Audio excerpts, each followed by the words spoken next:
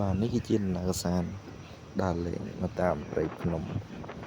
បងទាំងអស់គ្នាអាចមើលវីដេអូនេះបាននេះគឺជាផ្លូវចោតខ្លាំងមែនទែន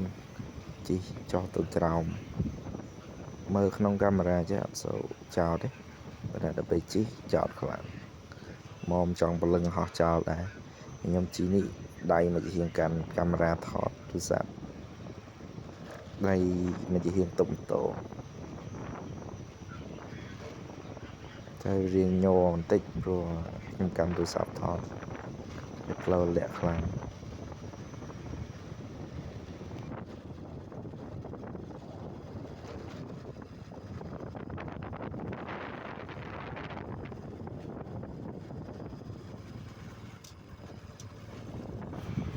ហើយនៅជាប់តាមផ្លូវនេះគឺមាន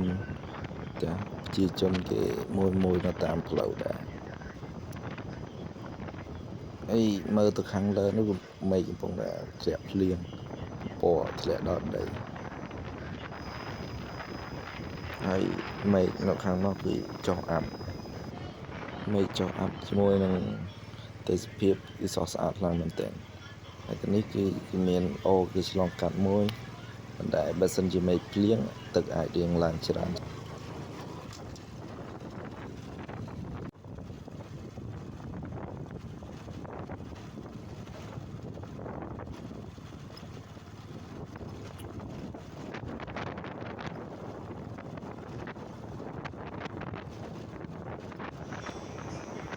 ហើយនេះគឺជាទេសភាពស្រស់ស្អាតត្រជាក់ភ្នែកខ្លាំងមែនទែន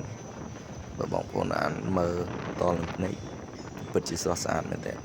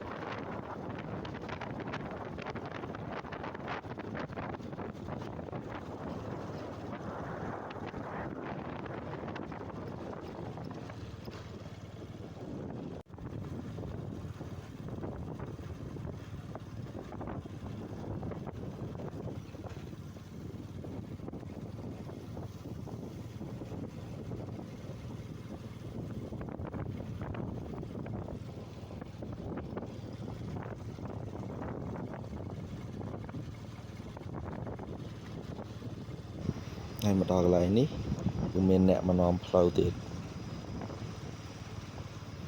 មិនមួយនាំបងប្អូនគេមកនាំផ្លូវមករកកន្លែងមើលទេសភាពស្អាតៗ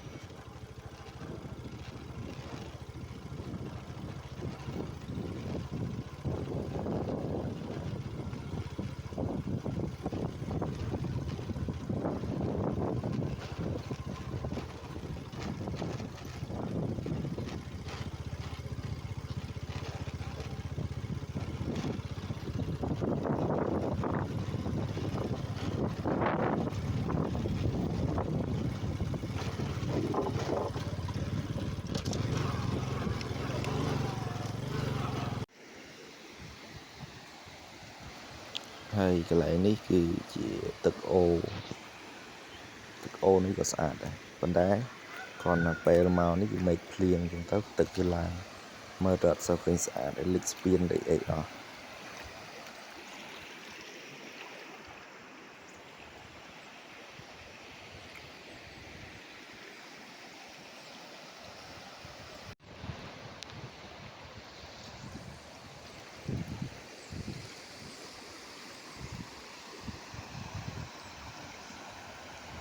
អ្នកទាំងអស់គ្នាអាចមើលបាន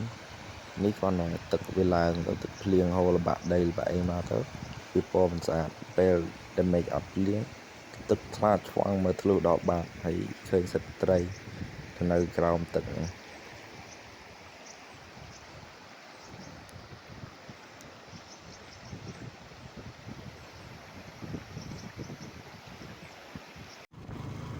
ហើយមកដល់កន្លែងនេះគឺជាផ្លូវដែលត្រឡប់មកវិញបងប្អូនអាចមើលខាងស្ដាំដៃនេះបានគឺភ្នំទលាយមានតែវាលស្មៅគឺស្រស់ស្អាតមែនទែនមានមិត្តភ័ក្តិ3 4នាក់នាំគ្នាមកបោះតង់គេងលេងមើលផ្កាយអាំងសាច់អាំងអីជុំគ្នាគឺពិតជា fresh មែនទែនហើយមកដល់កន្លែងនេះក៏ជាចុងបញ្ចប់នៃវីដេអូហើយអរគុណបងប្អូនដែលបានតាមដានទស្សនាហើយកុំភ្លេចជួយ Subscribe Channel ខ្ញុំម្នាក់មួយផងបាទសូមអរគុណ